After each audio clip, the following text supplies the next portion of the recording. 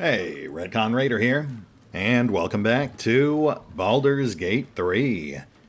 As today we continue exploring the Blighted Village.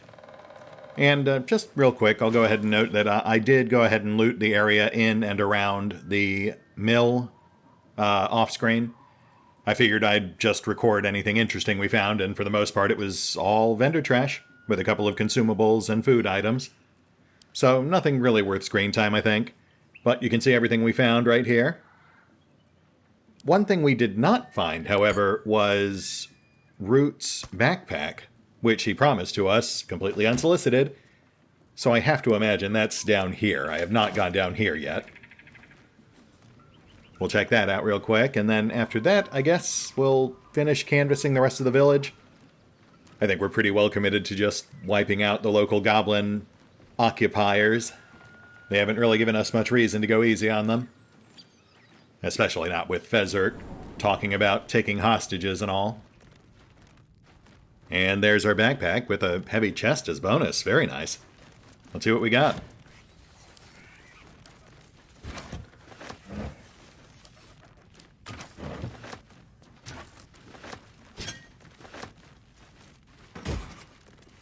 Oh, okay, here we go.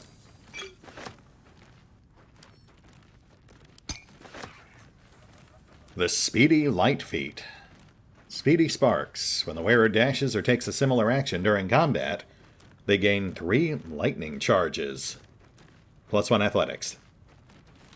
It is said the Speedy Light Feet were the first of many lightning inventions made by Yer the Sparkstruck. The boot's old frayed edges zap and crackle with even the slightest movement. I see. And what do lightning charges do? +1 to attack and +1 lightning damage as long as you have charges. 5 charges grants your next attack an extra 1d8 lightning damage. But you lose 1 charge each round. Okay. That would actually pair pretty well with Expeditious Retreat. The downside being that you'd have to maintain concentration to keep it going. What's cooking?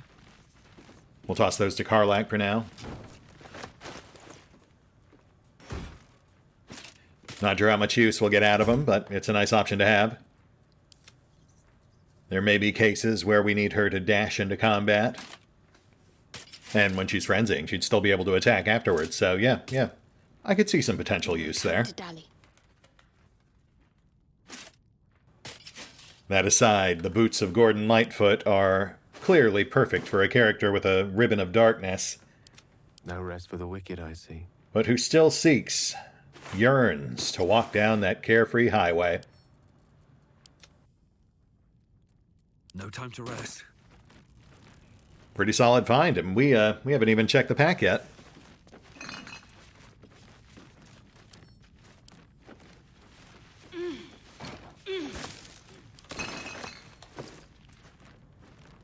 Okay. Smoke Powder Satchel. 3d4 +9 force damage. Smoke powder inside explodes when ignited, damaging everything. Automatically crits objects and environments. Okay, well that's actually not a plus for me. Unless we're trying to blow down a door or something.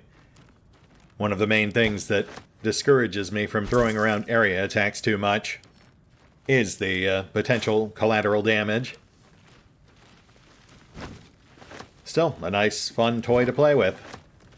We'll save it for a rainy day, and I guess it does explain where Fezzik got his as well. A shame we couldn't get our hands on that one. Also, I'd have to double check, but that pack was like 3 pounds? The easy path. I guess our boy Root doesn't really lift much. I'd love to, thanks. Well, no, I mean, I guess to be fair, the goblins likely raided the pack before we found it. How else would Fezzik have had that bomb? Looking ahead. Let me just get this stuff stashed. Oh shit, was that a... Wonder if the gods are watching me. That was a potion of Detect Thoughts. So definitely a Gordon Lightfoot reference. If you could read my mind. One of his best known songs.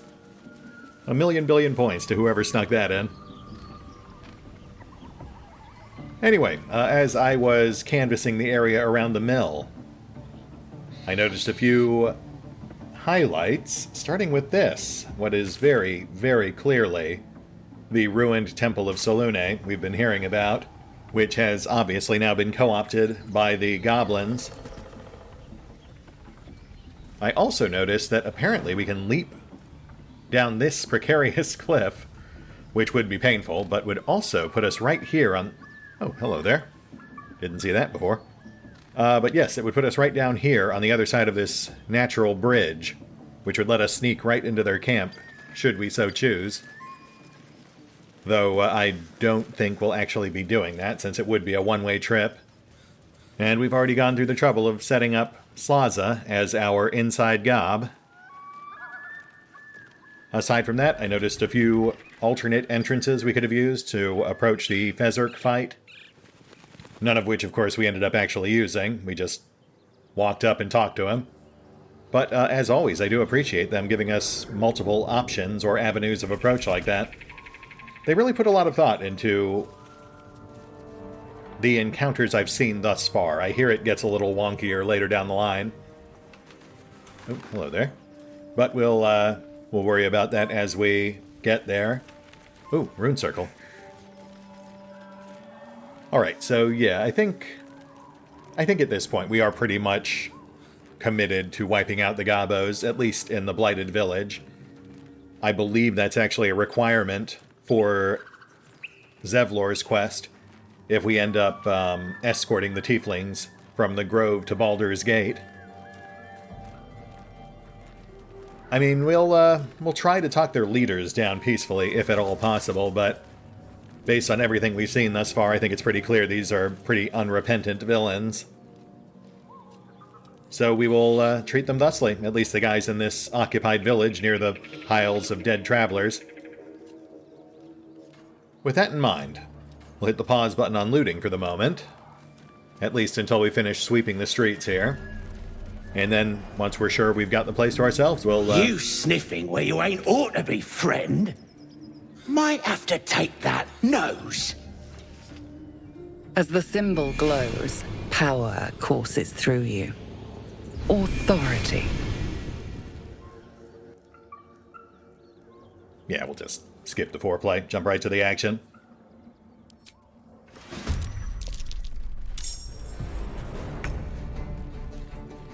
Oh wow, just the one. Sucks for this guy. Was he playing hopscotch before we got here? Not that I really blame him. I too yearn for a return to the simpler grid-based battlefields.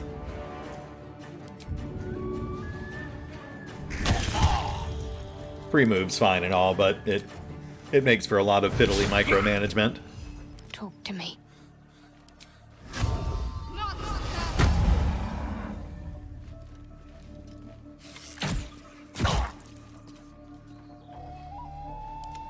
Need to act fast. Ah, you jerk. It's fine. We can always requoth. There goes nothing. Another day, another fight. A rough tempest I will raise. There we go. Thank you, Gale. We're a long way from Waterdeep. Hope you don't mind if we get more familiar.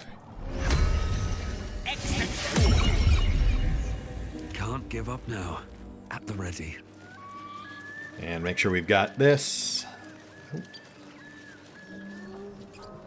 Someone's flapping their gob. Tracker slice. I see, I see. Well, let's clear him out. I mean, we'll talk to him. You sniffing where you ain't ought to be, friend. Might have to take that nose. As the symbol glows, power courses through you. Stop threatening my nose. I won't accept them. Alright, so... Goblin Warrior. Sure, sure. And Brawler Breck. Hope that wasn't someone important. Plus 2 more at the gate. Not alert to our presence just yet. Let's get the summons up front. Quoth is probably too far back, but let's see. Oh, wow. Yeah, that works.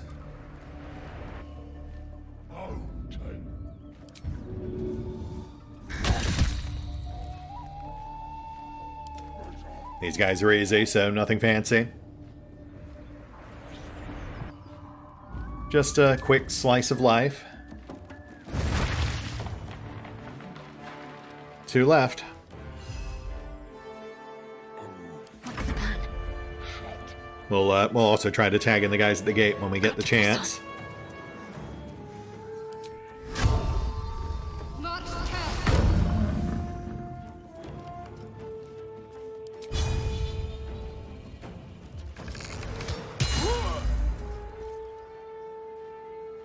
Oh, goodness, I wouldn't have actually used that on him if I'd realized he was so frail. Since he had a name, I assumed he was much, much tougher than he ended up actually being.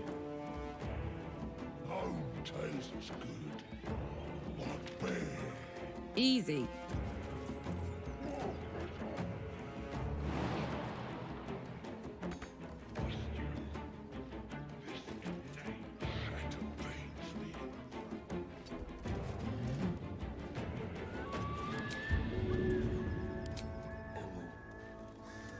Okay, see, like that guy. Wow, nice hit. Yeah, that guy was much more durable. So durable, in fact, that despite that explosion of numbers, he's still standing. Step by step. Just barely.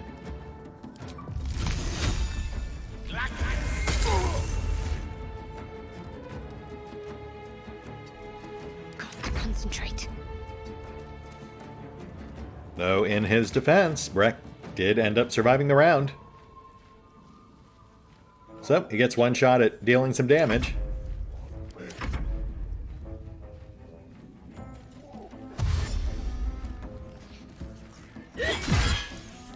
Is what I'd say if I hadn't put an arrow through his Achilles tendon. Let's wrap this up.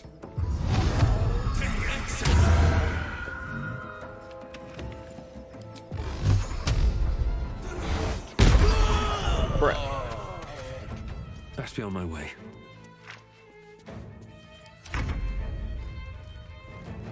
Oh, right, let's, Whoop. Not what I meant to do. I was actually trying to select Shadowheart, but fair enough. Ready. No harm done. Yes, let's tag in the guys at the gate. Might as well do them all at once. Just need to deal with the awkward stairs.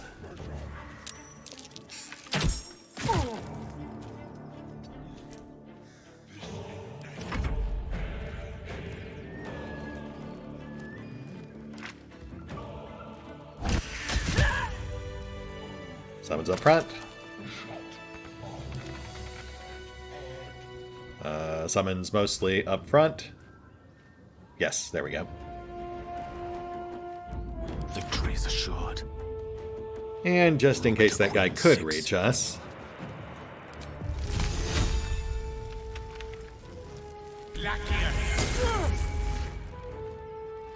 Now he definitely cannot.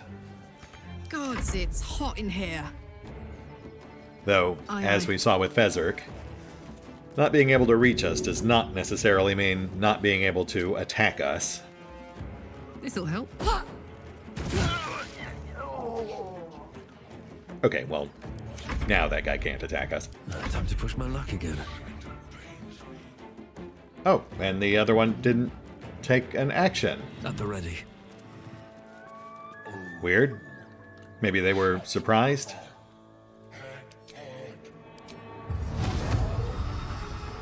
Regardless, that does make this exceedingly simple. Let's get the summons on him.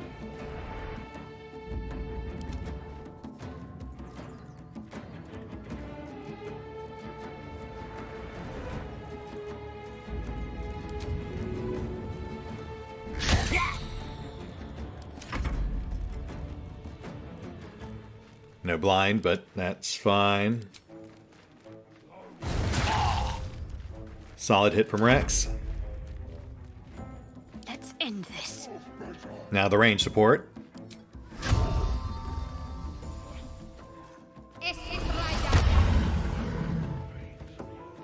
Strike hard, strike fast. And we are done. Though I did also... Oh. Okay, that looked like...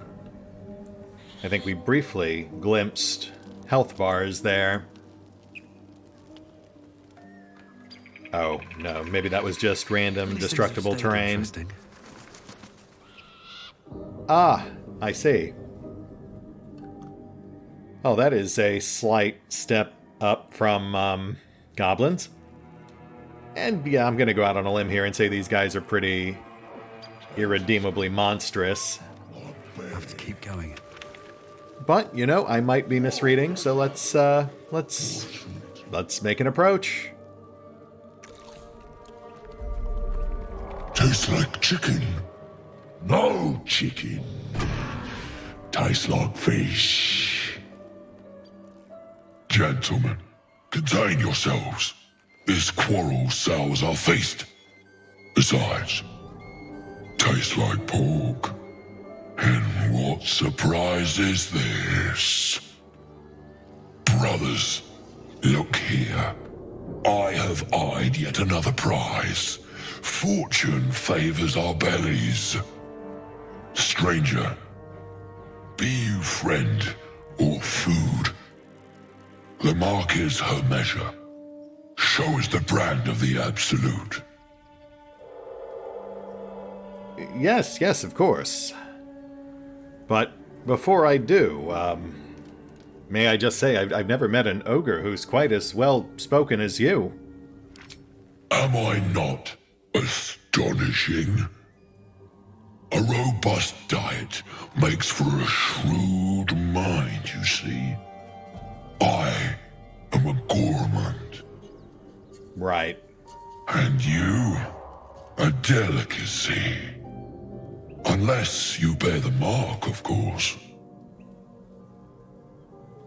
Yes, of course. Okay, so cards on the table. We're definitely killing these guys. They are monsters by pretty much every definition of the word. But given how curiously lucid this guy is, it seems like a good chance to mine for intel. I do wonder if his unusual intellect has something to do with that peculiar bolted wound on his temple. Well, I'll have you know that not only am I branded, but I am, in fact, one of the Absolute's chosen.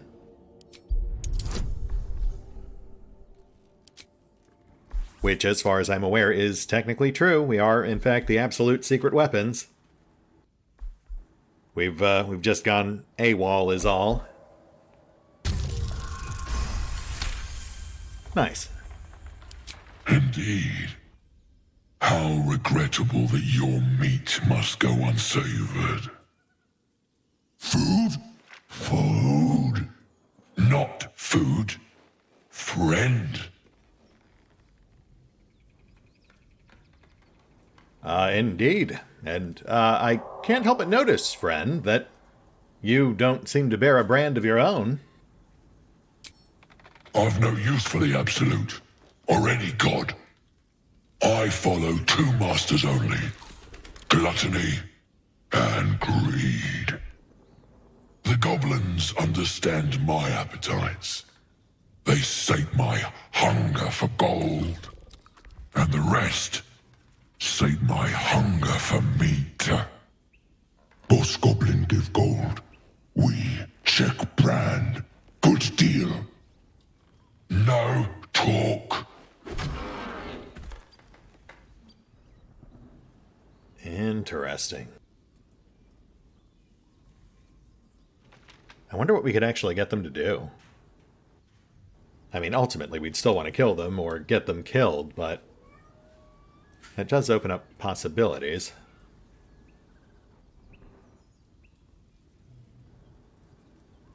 So you're mercenaries, then. A bit far from home, aren't you? follow the scents of blood and gold to all lands fertile, friend. And this land proves particularly fruitful. Yeah, I could certainly see that.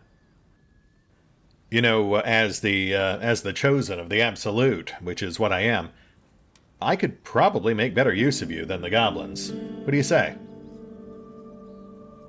I am, by all accounts, a student of higher commerce and extortion. Make me an offer. Tempt me. Well, I mean, price is no object. Because I have no intention of actually paying you.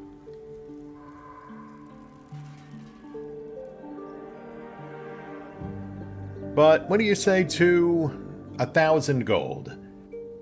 But not until after you've satisfied me that you're worth the price. Oh, easy.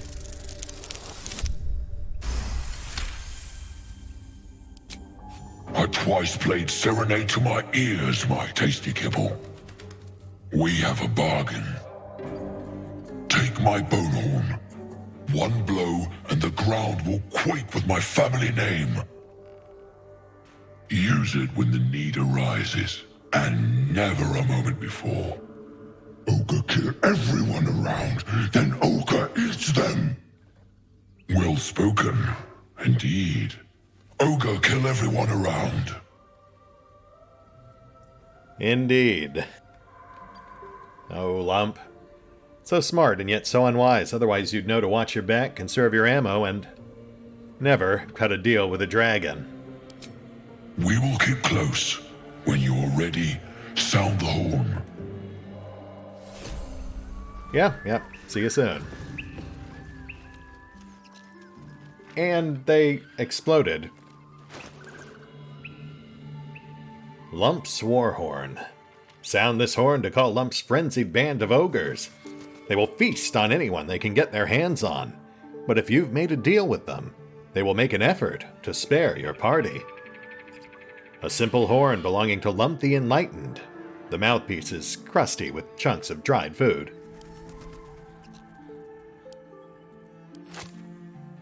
We'll save that for the big fights, but preferably dangerous and straightforward ones. We don't want to risk collateral.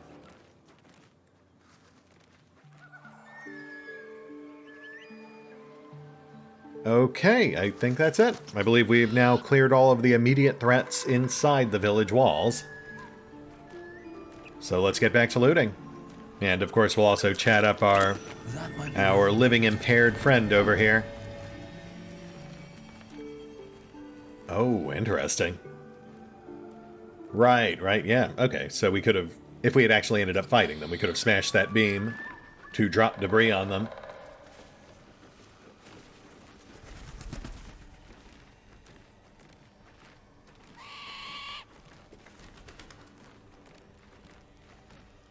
More for me. The Approachable East, Volume 4. Can't remember if we've read that one or not. A is for Azoth and Other Gods, Volume 7.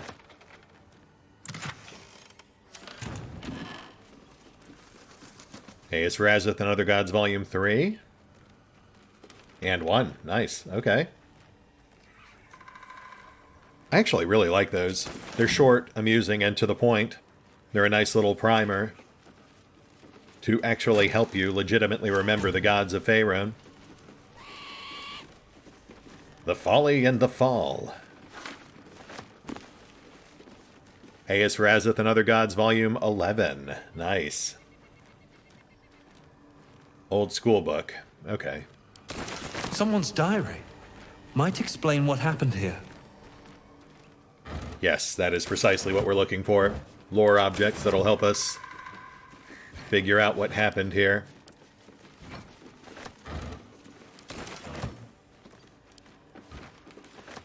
Speaking of which, What's inside? let's see what this gal's carrying. Tarnished Locket. This locket opens to reveal an intricate illustration of a stone tower. The words Elturel, strength in unity, are inscribed across the top. Interesting. Makes sense, though. I believe most, if not all, of the tiefling refugees are from Elturel. Let's see what else she has for us.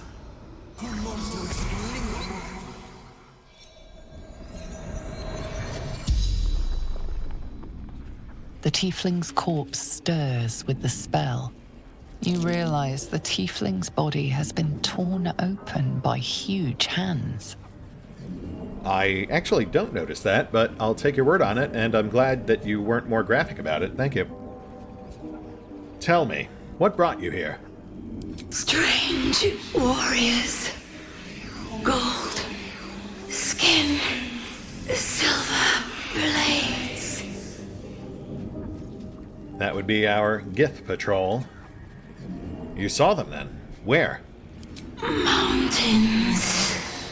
Road. Gate.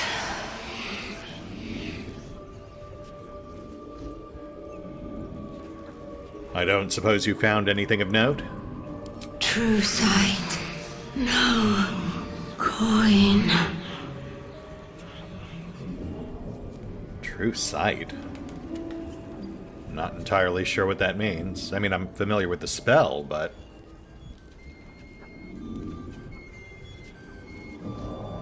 And we're down to questions we already know the answers to. Where did you hail from? Elturel. Zoru. Friend. Okay, that's new. Not sure Zoru's still lingering around the camp after our chat with Lae'zel, but if he is, he might want the amulet we pulled off this body. And I suspect I already know, but who did this to you? Who killed you? Ogres. Hungry.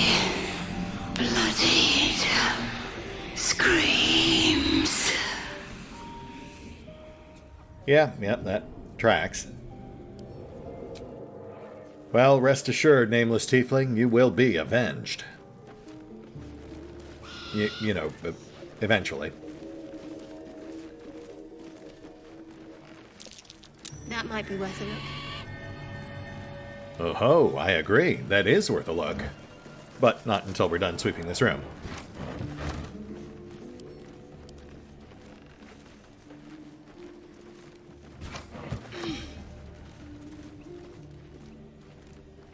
Fables of Faerun, Volume 5. The Boy and the Beholder. I actually really enjoyed the other one we found. I look forward to reading this one. Should we check that pile?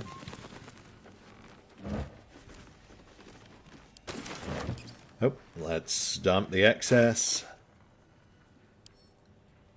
My goodness, finding a fair few books here. Might have to set aside some time at the end of the episode for some casual reading. We do have some that feel like they might be directly relevant. The school journal, at least.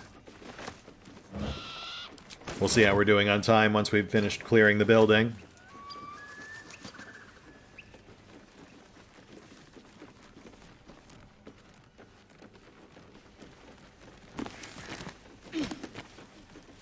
Okay, pile's clear. How about this boulder? Hey, good looking.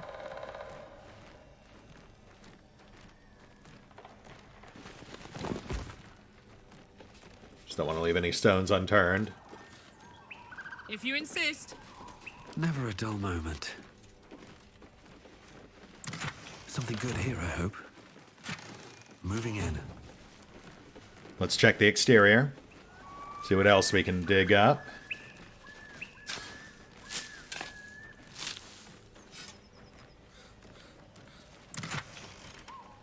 Oh, come on now. That's just depressing.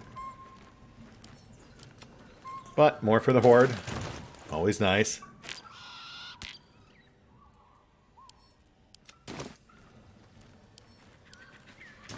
We've got a pretty nice view out here.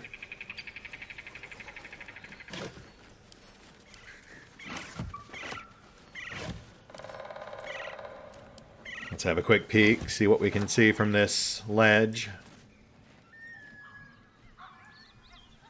Little island. That's interesting. Bridge leading out towards what I assume is the front of that Temple of Selûne. Makeshift bridge on the side. Looks like the edge of a swamp there. Let's check the weird little island.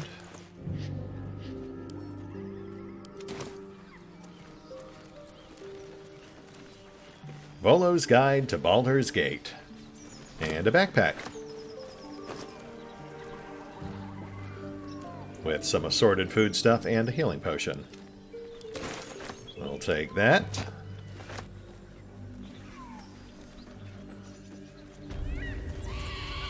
Oral Histories of Faerun. Paladin Oathbreakers. And 2 more boulders. Wanna dance?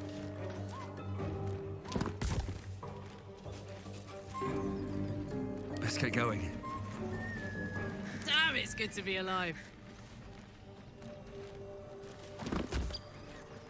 Still alive, so that's progress. Fair enough. Yeah, I get suspicious every time I see one of these things now, but I don't think we've actually found something under one since the One day I'll catch a break. Since the shore back near the grove. How about the roof? Oh yeah, right here. We can get up here. They do love hiding things in high places.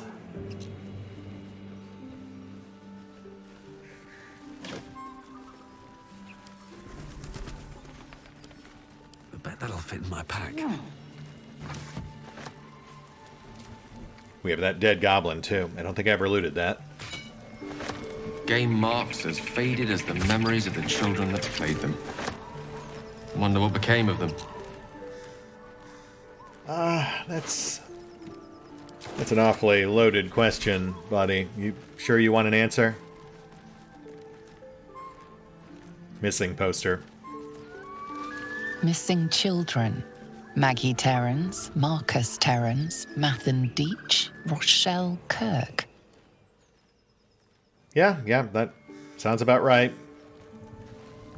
See what you did, Gale? You put the question out there and the universe provided an answer. I hope you're happy. Making me sweat. I do wonder exactly what did it, though. I mean, there's indications that this all happened before the goblins showed up. Hopefully we'll find more clues as we clear more buildings. Okay, those 2 we've definitely read. We'll go ahead and stash those immediately, just so I don't get them mixed up with the ones we haven't read.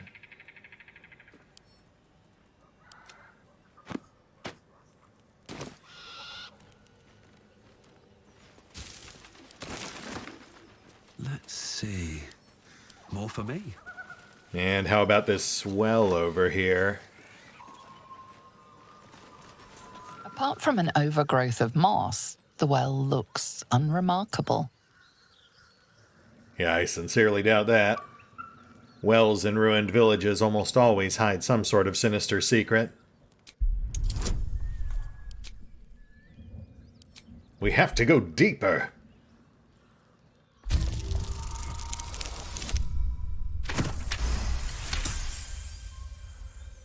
Dry stones line the wall. At the bottom, something gleams in the dappled light. Aha!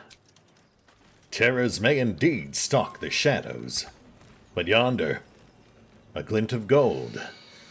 Breathe deep and move. Which we'll come back for later. We're focused on the surface right now. Once we've got the village cleared, then we can start mucking about with subterranean caverns and whatnot. Oh, yep, there we go.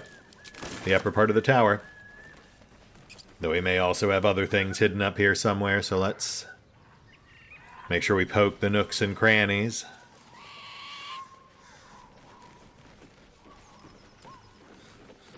But yeah, see, if we had knocked out that beam below, it would have collapsed this platform here. That would have definitely made it a bit... That's curious. Hello there. A bit trickier to get up here. Handwritten note and child's drawing. More depressing finds. But ones which may yet shed light upon what has transpired here. Plus a portrait of some loser.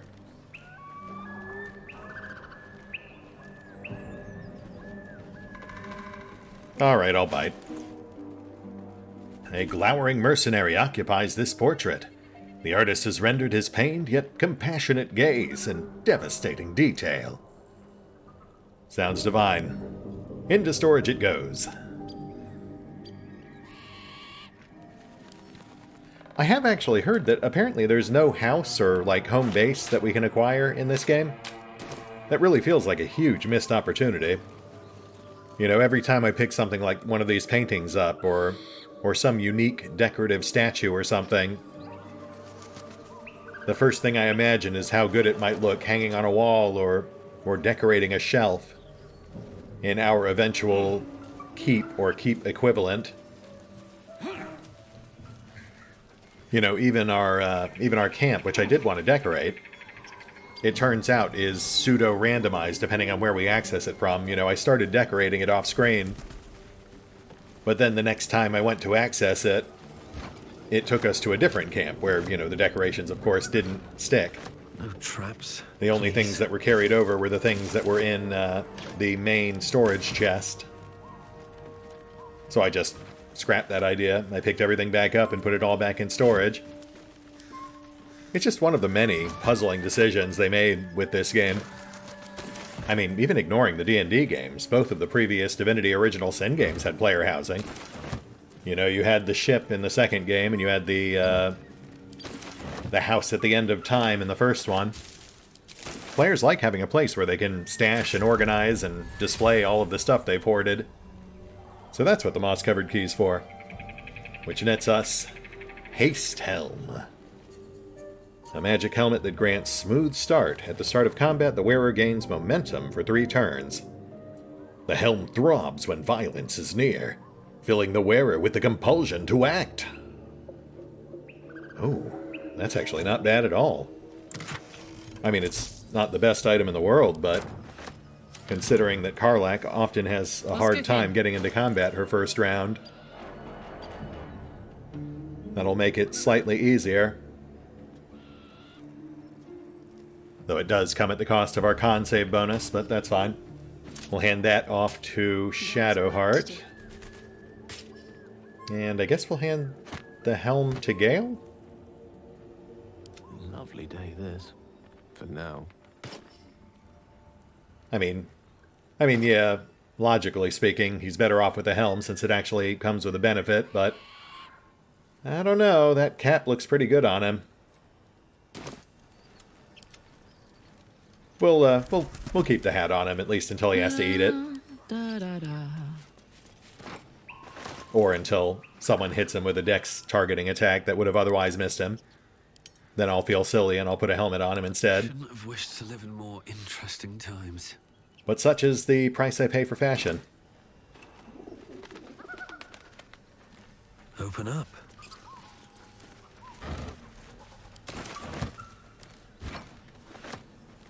Alright, so we have another locked door over there. That's got to be what the other key we found is for. We have a sigil here, which we are attuned to. Oh, let's go ahead and loot the rest of those goblins we killed. I don't think I've done that yet.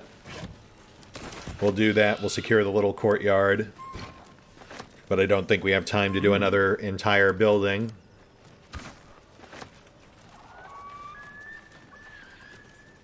So, yeah, we'll just do some light looting. We'll clear the courtyard and these corpses. And then we'll set aside 5 or 10 minutes to slim down our backlog of books. Especially since, as aforementioned, some of them do appear to be relevant to deducing the fate of this village.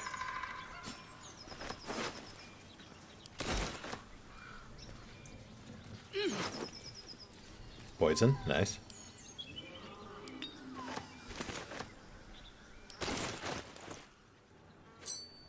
I also need to go ahead and start crafting some potions with all these ingredients I keep picking up. But I've been putting it off because I'm still debating whether or not I want to get kind of cheesy and have Wither whip up a dedicated transmuter mage just for brewing potions. On the one hand, it does feel cheesy, but, you know, on the other, double potion yields.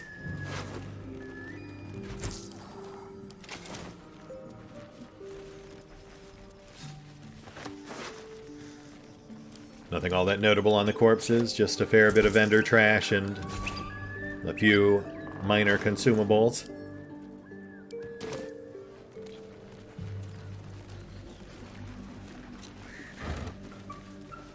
Some more foodstuffs.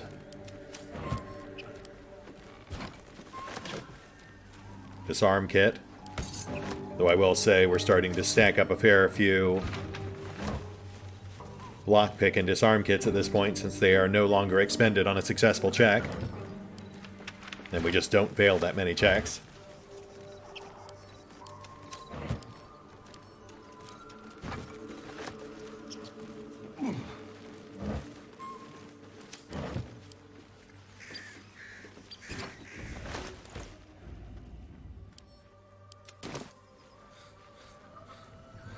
Anything over here?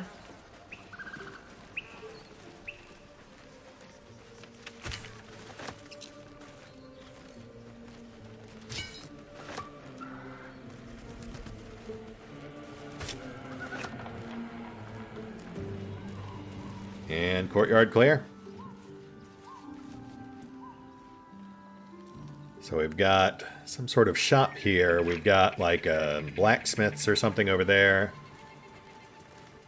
Oh, we've got that little outbuilding, the barn, which in retrospect I do remember. I know exactly what's in there. And I am not eager to revisit it. But yeah, I think this brings us to a good stopping point for now. We've got 2 main buildings and 1 outbuilding, plus the well to explore, which we will dig into next time. But for now, let's hit the pause button. I will sort through these books, get rid of all the ones we've already read, and we'll spend 5 or 10 minutes just chilling out with a relaxing read. Or, you know, soul-crushing tales of tragedy. One or the other. And we're back. I have put 10 minutes on the clock because I really want to read some books. But let's give these things a gander. See what sort of lore we can unearth. What sort of tragedies we can tickle our brain with. Oh, and just real quick, while I was rummaging through books trying to sort out the ones that we had already read before, I inadvertently triggered the Read 100 Books achievement. Really doesn't feel like that many, but man. Respect, Larian. 100 books, and I'm still not tired of reading these things. That said, let's dig in. Timer started. Old School Book. A weather-worn and faded school attendance book. A school's attendance log fills the ancient pages. As the pages and days progress, more and more pupils' names vanish from the entries. In urgent script, the note in the margin states that someone has to investigate what's becoming of the missing children and their families. Ominous. Doesn't really tell us much, but it does... Well, no, I mean, it could still be goblins if the goblins were snatching children in dead of night or something.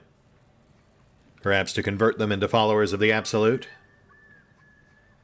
As for this drawing, we can't read it, but we can admire it. Not that it really tells us much. Aside from this village being fairly multiracial, elf, dwarf. I'm guessing that gangly guy on the end is a human. And then, aside from that, we also had a letter. Handwritten note. A meticulously written note, scented with perfume. Dear Flora, happy birthday. I know, I finally finished a painting. And not just any painting. Does it look familiar? I'll give you a hint. It involved me getting down on one knee and you making me the happiest woman alive. I'd best go. I hear silence in the classroom next door, and that is never a good sign. Happy birthday, my love. Amanda. Interesting. Okay. Another indication that whatever befell this village was relatively subtle or quiet. Perhaps something more insidious than goblin cultists. But we'll dig deeper soon enough. That's it for the ones that felt plot relevant. Let's do the ones that would be appropriate for a Faerun classroom. We picked up a fair few of these A is for Azeth and Other Gods books. Those are always fun. Volume 3. Baal, Chauntea, and Cyric. You should not ever pray to Baal, the savage lord of murder. His worshippers are killers all, who spread his darkness further. Chauntea is our mother great, hers is the hearth and home. Our harvests on her blessing wait, thus we reap what we have sown. Cyric is the prince of strife, god of deceit and madness. Watch for the dark sun and his lies, who'll rob your bonds of gladness. Pretty spooky. And of course Baal is a major player in all of the Baldur's Gate games. I have to imagine he'll rear his ugly head in this game as well, now that he's resurrected and all. Pretty ambivalent on Cyric, but man, how great would it be to have a modern Dark Sun cRPG. I have a lot of fond memories of the old Gold Box game from SSI. Now we move on to Volume 7.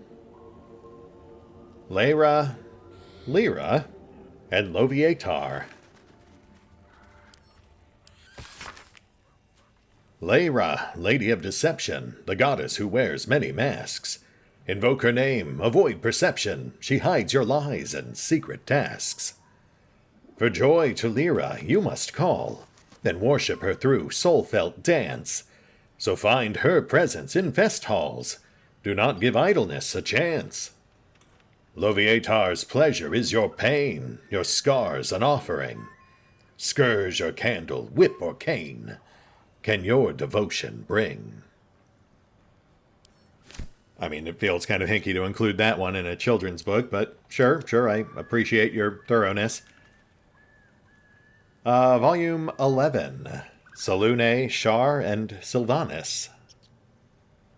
This one has a different cover than the others. I wonder if that's intentional or just an oversight. Selûne guides us through the night. She is the moon, the stars, her tears. Her sister tries to douse her light, but she protects us from our fears. Shar will take your sorrow from you, but beware, her night is dark.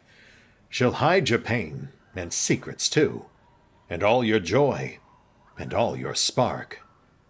Sylvanas, god of all that's wild, of nature's danger and its charm, his glories not to be defiled, or you yourself will come to harm.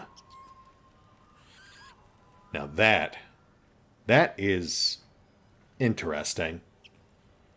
Obviously, whoever wrote this book is more biased towards Selûne than Shar, which makes sense. I imagine most Faerunites would be. But that bit about how Shar hides not only your pain and your secrets, but also your joy. That, again, feels very directly relevant to whatever's going on with Shadowheart. She claims that her memories were sealed away so she wouldn't accidentally divulge secrets of her sect. But I think it's just as likely that her memories that were sealed away were so she wouldn't betray Shar. I don't think she actually was a worshipper of Shar. I mean, she is now, but I think it's just because they took her memories away and then told her that's what she was. Fables of Faerun Volume 5. The Boy and the Beholder. One of a series of thin tomes illustrating simple lessons to readers of all ages. A shepherd's son tended to his father's flocks on the banks of the Chianthar. The days grew long and the boy grew bored. To amuse himself, he called out, "Beholder! Beholder!" The shepherd came running, but there was no beholder. The boy pointed and giggled, but the shepherd scolded him. "Do not cry beholder when there is no beholder." "Promise?" "I promise," said the boy. But the next day was as boring as the last. "Beholder!" the boy cried, and his father rushed to his side. The boy laughed and laughed, but the shepherd only frowned and shook his head. 3 days later, the boy spotted a round figure floating in the distance. It had one giant eye in the middle of its face, a mouthful of pointed teeth, and thin stalks growing from it, each with an eye peeking from the tip. "Beholder! Beholder!" he shouted, but no one came. The beholder began to float toward him, and the boy turned and sprinted along the river. He ran and ran until he reached a high bank and could run no more. The boy cried and cowered, bracing for the beholder's deadly ray. Instead, a familiar voice said, "Turn around." The boy turned. There was no beholder, only the shepherd clad in a woolen cloak. A giant eye was painted on the front, and a toothy mouth below. Vines were sewn to the cloak's edges. "You scared me," sobbed the boy. "That makes us even," said his father, as he dried the boy's tears. The boy never cried beholder again. Ah, that's a sweet ending to what is clearly based on a slightly grimmer tale. Actually, I don't recall. Did the boy who cried wolf actually get gobbled by wolves? I think he did.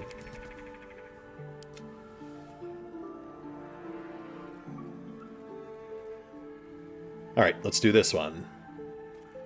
The Folly and the Fall. A faded handbill advertising the works of the Sharp-Tongued Traveling Troupe. Though clearly old, this handbill has managed to maintain its bold print over time. For one season only, see the play that sent Elturel's Everlight Theater into chaos. The Sharp-Tongued Traveling Troupe presents The Folly and the Fall, a tragedy in 4 parts. Part 1 of Lost Netheril, that great wizarding empire in humanity's age of wonder. Part 2 of the great mage Karsus, his brief and terrible godhood and the ruin he wrought. Part 3 of Netheril's fall, 1,000 years of shade and Shar's subversion. Part 4 of Netheril's return and its shadow falling upon the land. Penned by the great bard Bragan Feg, The Folly and the Fall tells the true story of the flying Netherese city Tholtenthar, and its dramatic return after 1,000 years in exile on Shar's plane of shadow. See the climactic battle above Myth Dranor, rendered in stunning detail thanks to the finest thaumaturges on the coast. Direct on your village green as the Sharp-Tongued Traveling Troupe makes its transit to Baldur's Gate. See it now, or face 1,000 years of sorrow. Now that is an advertisement. A shame these guys are almost certainly long dead, because that is a very intriguing sales pitch. I would love to see that. Interesting that it was on a school classroom shelf. I wonder if the kids got to see it. I wonder if the kids survived long enough to see it. What else? What else? Oral Histories of Faerun. Paladin Oathbreakers. A tattered scrap of cloth bearing an image of a rose marks a chapter in this slim volume. Chapter 7. Valimor the Outcast, 52 years of age. Human Paladin, Oathbreaker. Given Valimor's reputation in Athkatla, the city she once called home, I met the former Knight Officer of the noble and exclusive Order of the Radiant Heart, with no small amount of trepidation. She has lived as an outcast for some years now, and the rumors of her character quite preceded her. I spoke to one of the prelates of the Order, who described her as a dreadful, sadistic traitor, warning me that to find her would be suicide, that she would kill me before I could speak a word. He was wrong.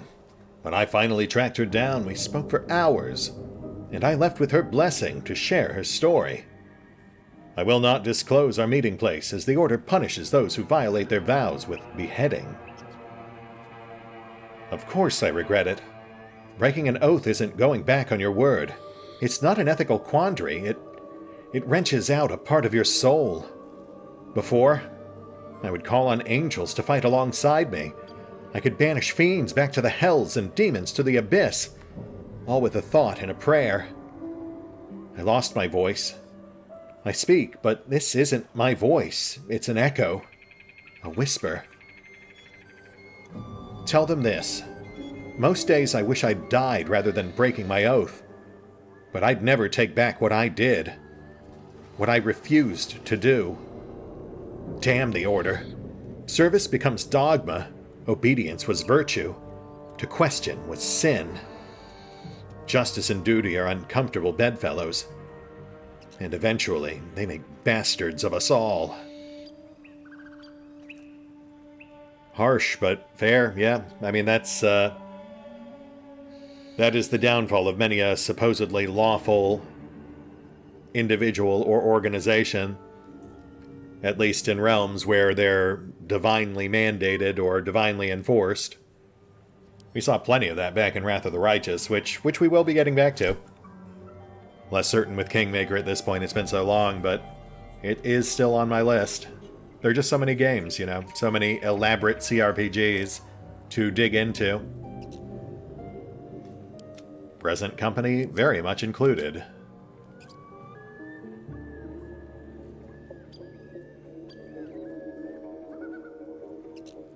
Oh, you know, I was wondering why this one in particular was marked as a quest item. It's because apparently we can use the recipe inside of it, specifically on Nettie's lab equipment, to create antidotes, which, as an artisan, apparently we do want to do. Apparently that's easy inspiration for us. So I'll have to remember that next time we find our way back to the Grove. That's it. I think I'm going to have to stop myself here. I would love to read the rest of these, but we'll save them for future episodes. And I'm sure we'll find more books as we rummage through these other buildings. So, yeah, that's it. We'll hit the pause button for now. We'll do the usual off-screen bookkeeping. And we will pick up here next time as we explore these two buildings. Likely the smith first. Actually, no, maybe the shop first. I'll figure it out. The only thing I know for sure is that I don't want to go anywhere near that barn. See you then.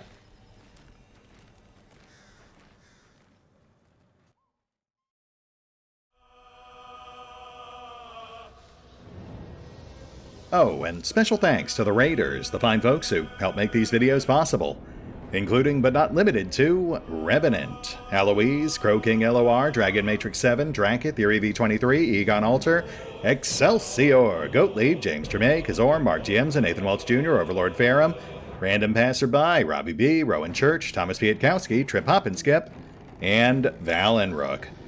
Thanks for your support, guys. That said, if you'd also like to help support the channel, then feel free to push the buttons that do the things. Trust me, it does make a difference. Or you could even check out the PayPal, the Patreon, the Nexus GG, or the YouTube memberships. Links are in the description. I twice played Serenade to my ears, my tasty kibble. We have a bargain.